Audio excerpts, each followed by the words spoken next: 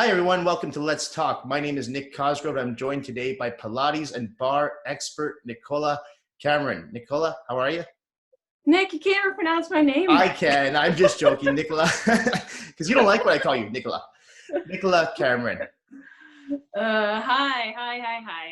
So happy to be here with you today. It's been a long time since I last saw you, probably like over 10 years ago. No, not that long ago. You're aging me here. I think you're probably looking at about when did you move out of Vancouver?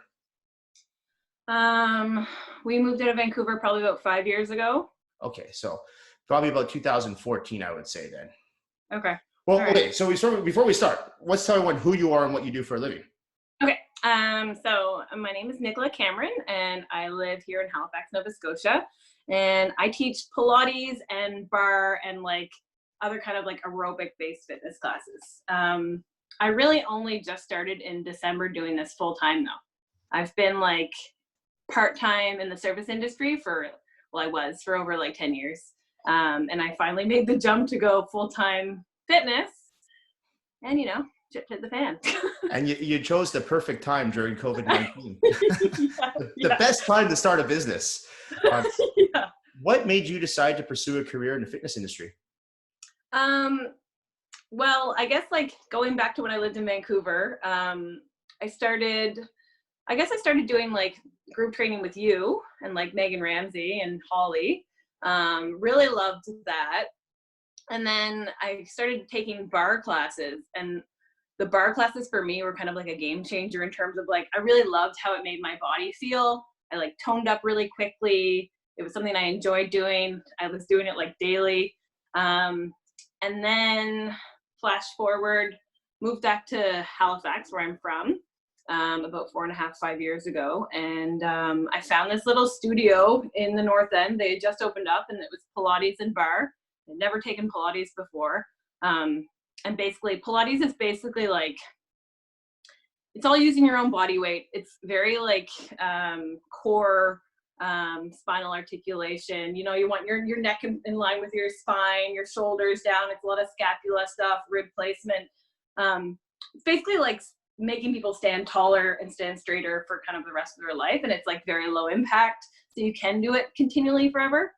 I started doing Pilates, and I was like, wow, this is something I love, and I felt strong, and I like my body felt really good, and I wasn't having I didn't go to a gym all the time. I was taking classes, and I didn't have to think, right, which was nice. Yeah. I just went to a class, and I had some really great instructors. And then the teacher training, they did their first year of teacher training, and I jumped on board. And then from then on, I just like hit the ground running. A really great studio owner who kind of was like, if you want to teach, show me what you got. I'll support you. I'll put as much time into it as I can for you. And, up till when like COVID hit, I was teaching like 21 classes a week. Okay. And like doing a few private clients as well, which was really awesome. Yeah. And that was like barre, Pilates, towers. Towers are like spring resistances. But it kind of like, I've always loved fitness when I kind of like got in my late 20s. And I always thought, maybe I could teach something like this, maybe personal training, maybe, I don't know. I never really found my niche. And I know I'm jumping around here, but I never went to university. So I never had I never had that one thing that I was like, oh, I want to be an engineer, or I want to be a doctor. Like I never really had that for myself. Right. It wasn't until I found Pilates and like that form of fitness that I was like, oh, okay, this is something I would love to teach for the rest of my life, because I like the way it makes me feel. So, if I like the way it feels, I'm sure I can like share that passion with other people, really. Sure. And one of the reasons why I contacted you is I don't know how much COVID-19 has affected you, because I look on your Instagram and you're doing all these virtual classes now. So I'm doing a lot of it virtual classes. Yeah. A lot of it is with the studio that I work for, our studios. Again, my studio owner, Connie, is like just one of those go-getters. She started with one studio. Now we have 3. One studio is like Pilates, barre, yoga focus. The other one is like kettlebell, kickboxing, TRX, circuit stuff. And then the other one is like a cardio boxing, and then like some strength as well, and like all kind of over the city. So being under somebody that has that kind of passion in this industry has been definitely really great for me. And I've been able to learn a lot from her. And she's really helped develop my business as well. Right. So I'm teaching for them. I'm also teaching for like an online yoga clothing brand, Namasthetics, for a few classes a week. Okay. Yeah, it's like I've also tried to use this time to build my online Instagram brand. Smart. So Yeah. I'm glad you're seeing that and thinking that, oh, she looks really busy. Because like, yes, I'm busy, but like I'm trying to put my time into growing my brand online. And like I did this like little giveaway just recently, just by asking people to do it with me. And Yeah. already, what am I at? Like over 1,600? Wow. So I mean, it's like not a ton in that world, but it's still like little baby steps. Like I'm having people offering me things for free. And I know it's not all about that, but it's like, if I can make a little money here or there, if I can get some free protein powder or free whatever, why not, right? And now is the time to reinvent yourself. You got to reinvent your service. I mean, there's a lot of downtime. The gyms are closed, so you've got to do something, and I get it. What was the transition like from working with people in person to online for you? It was definitely hard because we are very hands-on at the studio.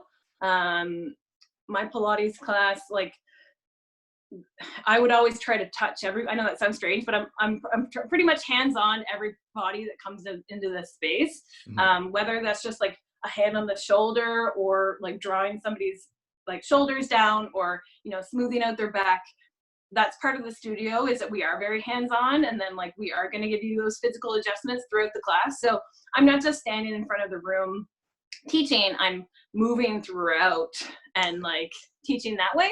Yeah. Which I really loved, and it like connection is a big part of our studio. So people are looking for that connection, like a lot of people in those classes. Yeah. They crave that touch, because not a lot of people get that touch in their real life. No. I know. It's like, it literally could just be a hand on the shoulder, and like I'm just kind of making like a small little difference in their day, which I really loved. It actually makes a huge difference. Yeah, people crave that. They do. So it's been weird just having the screen and having to kind of change the way I teach and the way I communicate, like what I want people to do. Because it's not like I'm not just saying, okay, do 10 reps of something.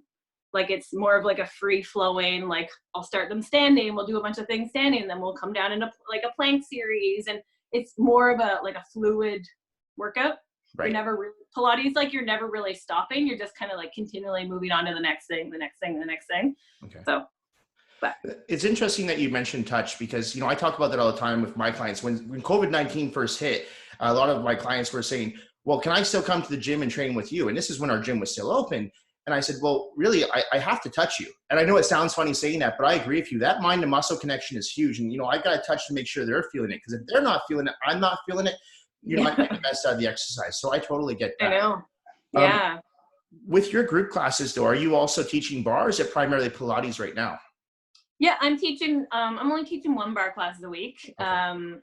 I would like to teach more. And like, I don't know, it's been kind of like a weird limbo. Like, of course, we've been trying to teach, like, having a few classes on the schedule, but she didn't want to saturate the schedule. And then at the same time, you want to offer, you want to be able to offer like a class on Instagram, or a class here and a class there, but you don't want to like devalue yourself either. No. And like give away free.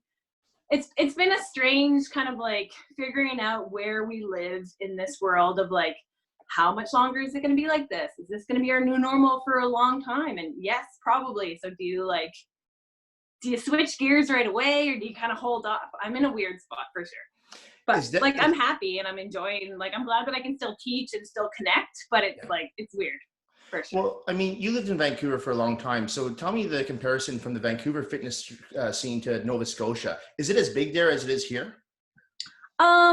I would say like yes and no.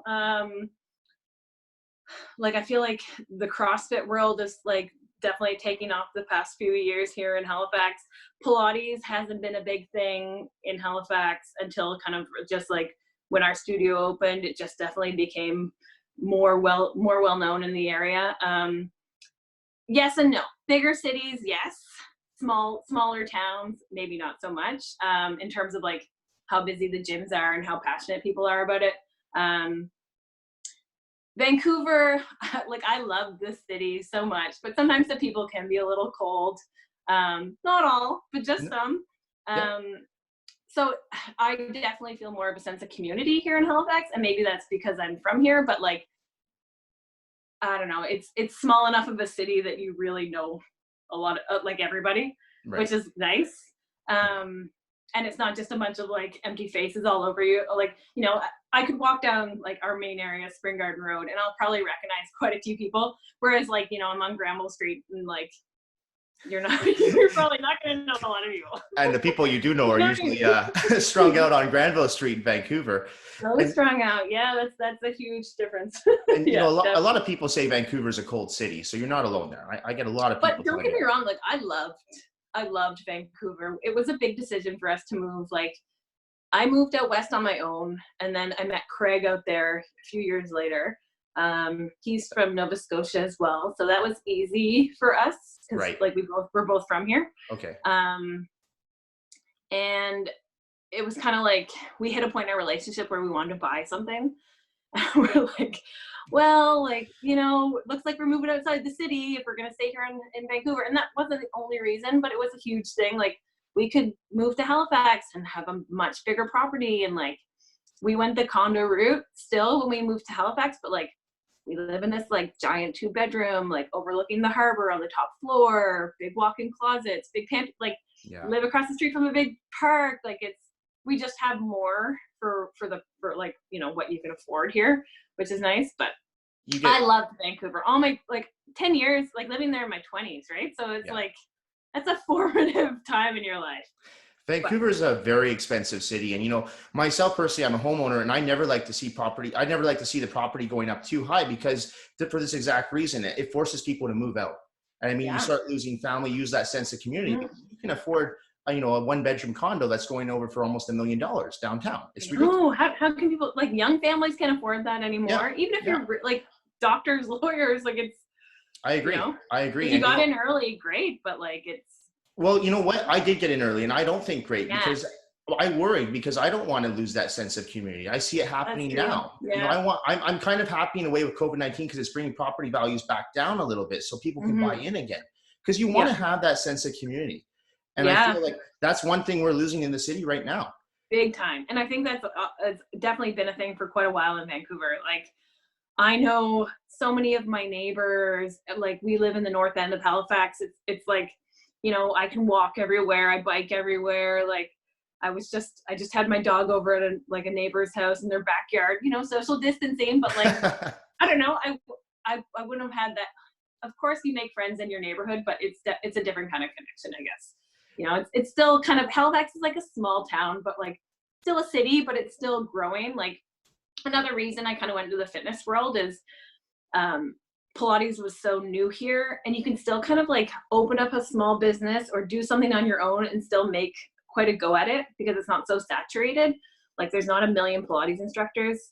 Like you know, of course I had to work hard and build my classes. Like I only had a few people, you know, 5 or 6 people showing up to my class, but you know, fast forward a year or two and my classes are full and they're waitlisted, and like I have people like always showing up for those 6:30 a.m. classes. And I don't know, it's nice to be able to build something like that here because it's still a doable thing.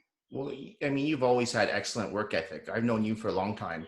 And so any business, you know, that's the thing. A lot of people get into the fitness industry and think, oh, clients will just come to me. And it's like, no, you got to work your ass off. You have to have the personality is key too, right? Like exactly. To be able to connect. And getting the client to me is only 10% of the battle. It's retaining that client. And that's so important. And I can't see you having any trouble doing that because you're excellent at what you do. Which I wanted to go back to fitness though for a second, because you and I did train together back in the day. And I'm thinking probably 2012 to 2014, around those years. you were always a big fan of the weight training. I mean, you were always I out. loved it. Yeah, you were out lifting all the girls. All the girls were always saying, "Oh my God, look at Nicola! Look how much weight she's lifting." And now you've taken that transition from weightlifting to Pilates and bar. Are you still doing any weights on the side? Yeah. So one of the great things about the studio that I work at is we have we can go to our classes, to other classes for free, but we offer strength-based classes. We offer TRX and kettlebells and like the circuit stuff and the the cardio boxing. So I can still get that part of my workout if I want to. I would say it's probably not like a regular weekly thing. I'm definitely doing more Pilates throughout the week. And I've been I go for runs and stuff like that, but it's not a huge part of my daily or my weekly routine. Do you miss it?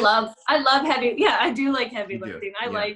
I like feeling that kind of strength, but I guess the thing with Pilates is it's like longer, leaner muscles Right. that you're building. It's not like bulking. And don't get me wrong, I don't care if I bulk or not. Like that wasn't a big part of my mentality behind it. But I like with Pilates that it's like very core focused, very strength based. And my dad has had a ton of back injuries.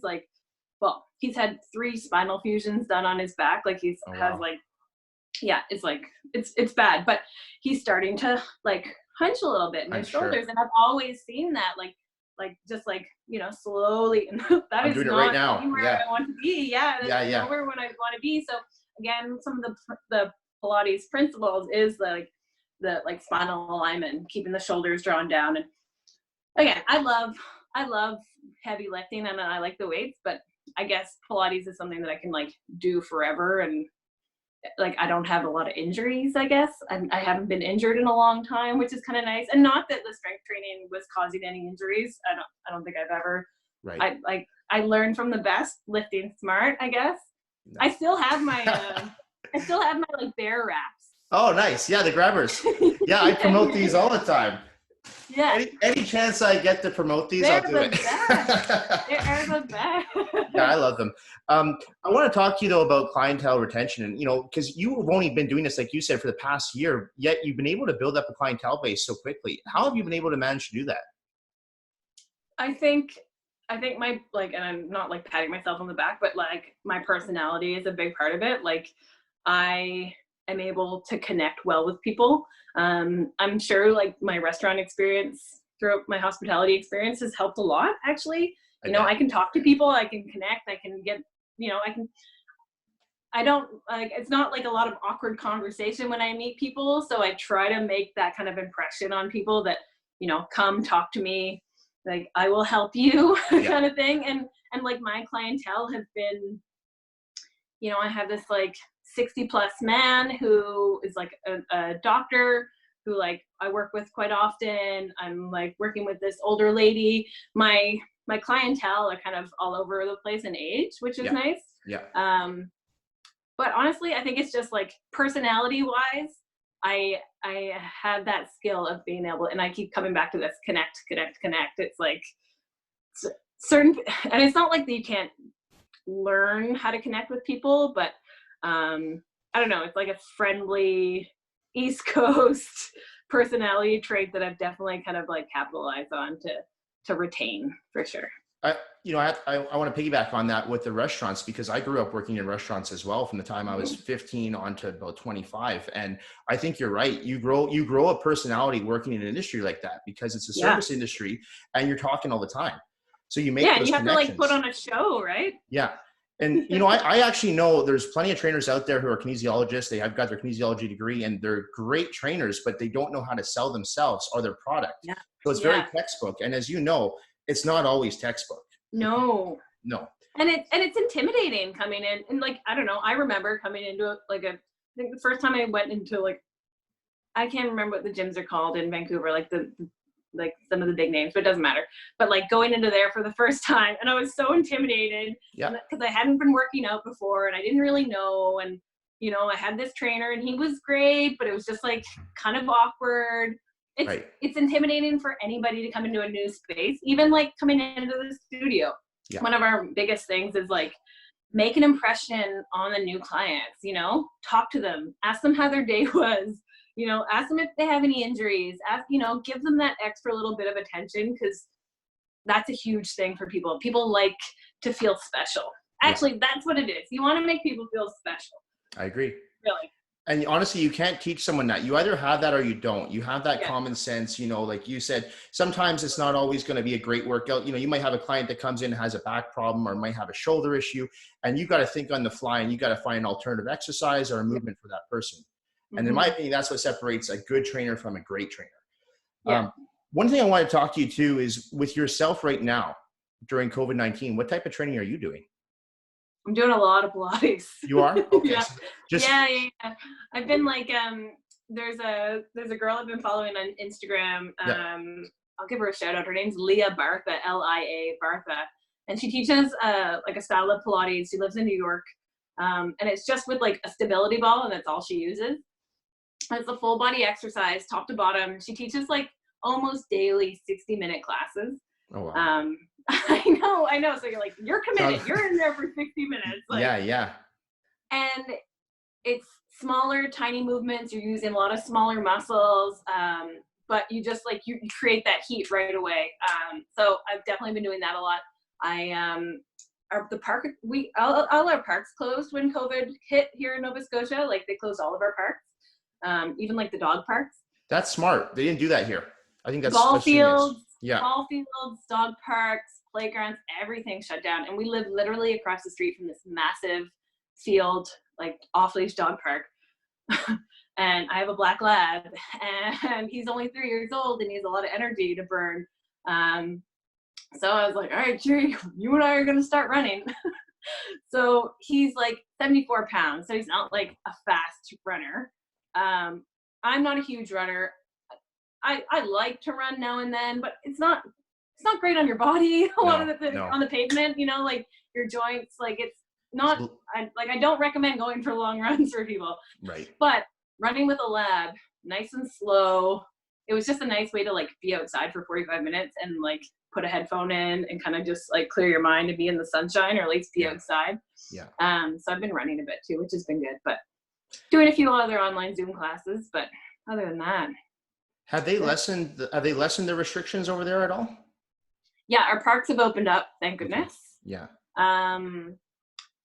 Slowly but surely things are starting to open up, but it's still quite restricted in terms of like, I don't know. I heard, are they opening up like barbers and stuff in Vancouver? Is that a thing happening soon? That's what they say. This week is supposed to happen, or after this long weekend coming up. So we'll see. I think everyone's like phase 1, phase 2, every province has their own plan, but it's all, you know, to be announced as to, you know, see what happens. Yeah. I wanted to go back though with you, because again, I really want to focus on the fact that you've only been in this industry for just about a year now. And I want to talk about what's been the hardest part for you breaking into this industry. Committing to just doing this industry and not holding on to the restaurant job. Yeah. I would say just money wise, in terms of like, for the longest time, I was doing like probably about 4 shifts a week at the restaurant. And then on top of that, quite a lot of classes. And, you know, I balanced it so I wouldn't be like closing the night before I had to teach at like 6:30 in the morning. But I was like tired and I was running out of steam, and I was working and teaching a lot. And it was great because money was great. And I was used to that, serving money and that cash in hand. But it just wasn't a sustainable thing at all. Yeah.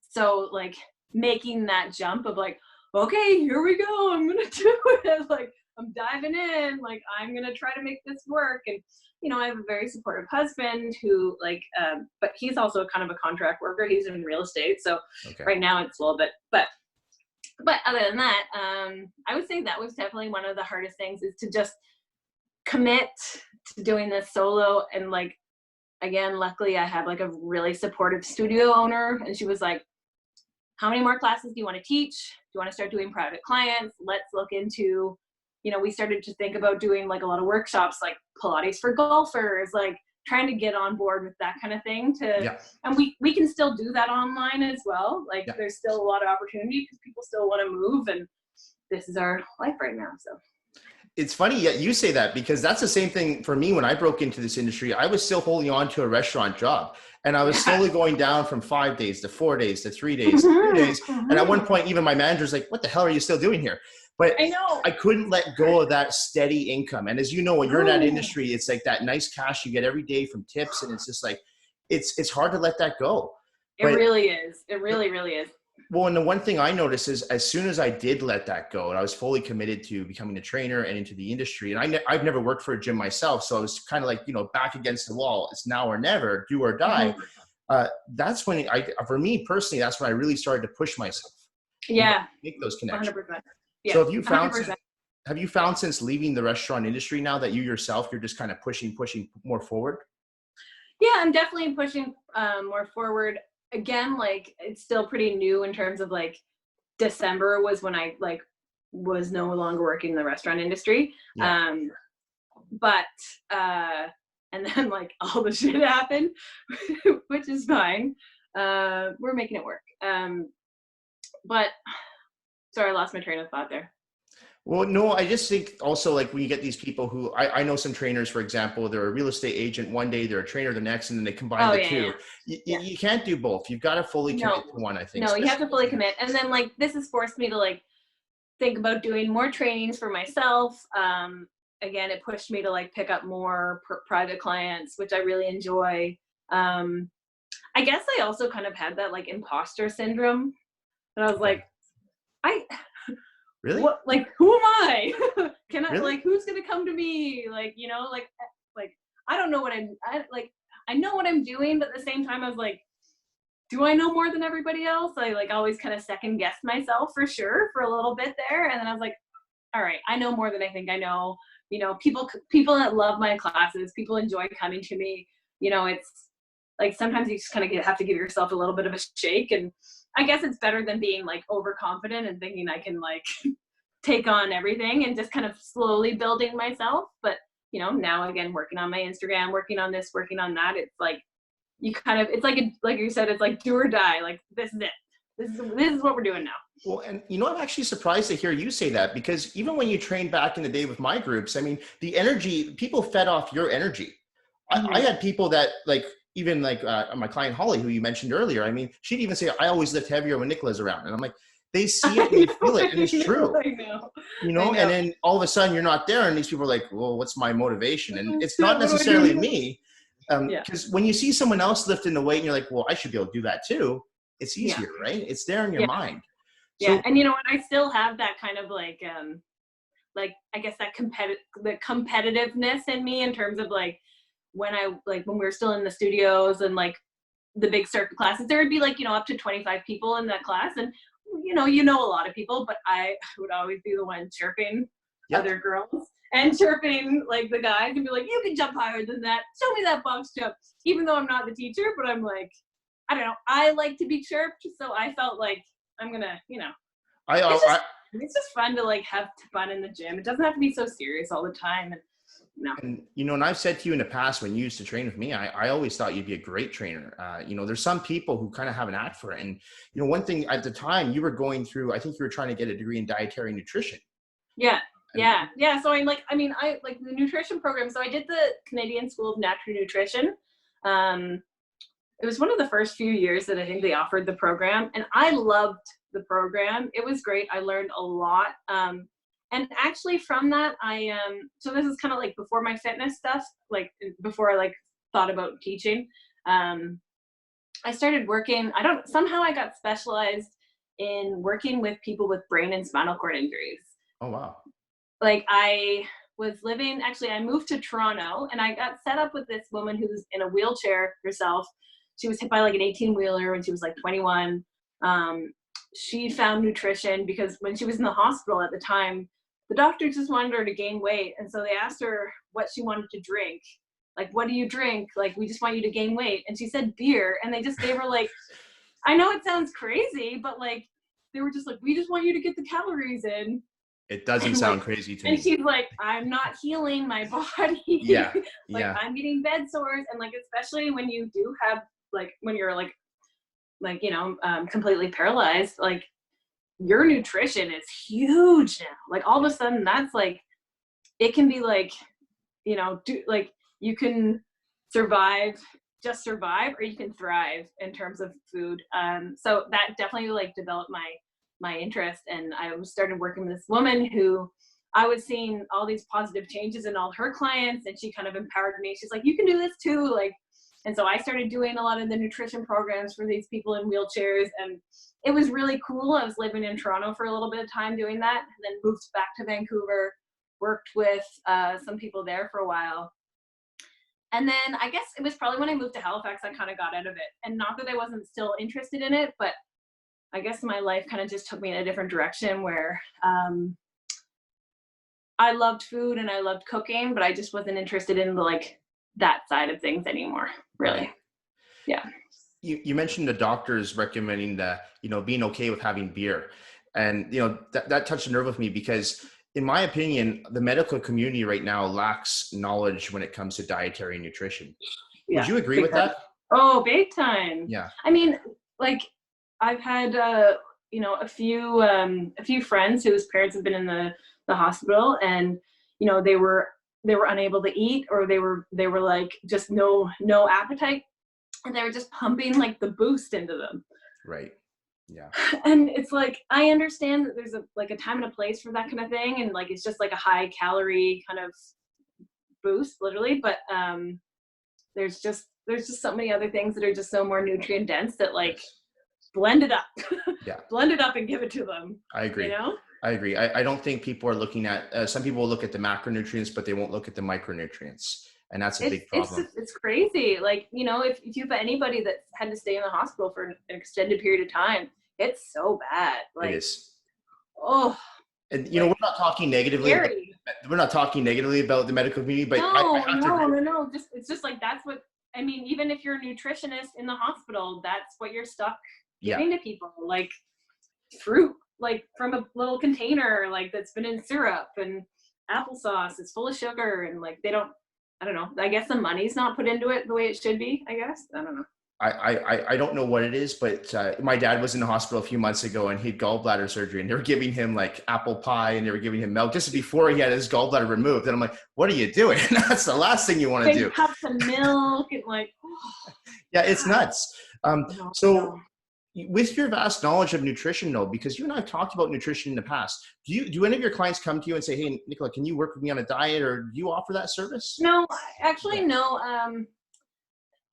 We are definitely in like along the mindset of like, it's not all about weight loss. Yeah. And I know that's not what you meant, but like, we're definitely more along the lines of like just feeling stronger, feeling healthier. If I had somebody that came to me and was like, oh, I just need a little help with this and that, I'd be like, sure, I'm not here to like help you get super skinny, but like, if you want to start kind of like building up some muscle here and there, or if you want like an outline of, what your day should look like, I can totally help you with that. But I guess like for myself, even like growing up, I've never been like a super skinny girl, and I'm not like, it's not about that, but I've definitely struggled with my weight throughout my life. Now that I'm in my 30s, I'm like, look, I feel great. Like my body feels good. I'm confident in myself, but my weight has been like this forever. And that's just kind of my body type. I don't really diet, and I'm not saying people shouldn't, but I just try to eat what my body's craving, and I try to listen to my body. I guess it's like a little bit more intuitive, but I'm going to treat myself now and then. Like I am going to have a cold beer on a hot sunny day. I am going to have like a treat. Like, I made these amazing homemade whoopie pies the other day. Like, right. I'm going to eat those. Yeah. I'm not going to cut that out of my diet completely, but then, like a few months ago, I was like, all right, I'm going to cut out gluten and dairy and just kind of see how the month goes. And I felt great. My body felt great. Yeah. I saw like so much more toning. Like there's definitely benefits to it. And if that's what you're looking for, if that's what you want to do, if you want to like look good in your bikini for the summer, I can help you. But it's like, that's not my whole principle behind fitness and exercise, I guess. No, I think you have a great approach. I had a nutritionist on the channel last week, and we were talking about that. And she said, you have to make it a lifestyle. And I know people hear that all the time, but I don't think people really understand what that means. And You can go on any diet and you'll lose, you lose tons of weight. You go on Yeah. keto, you go on, if it fits your macros, you go on intermittent fasting, you'll lose weight. But Yes. if diet is not sustainable, it's not going to be No. successful. You'll put all that weight back on again.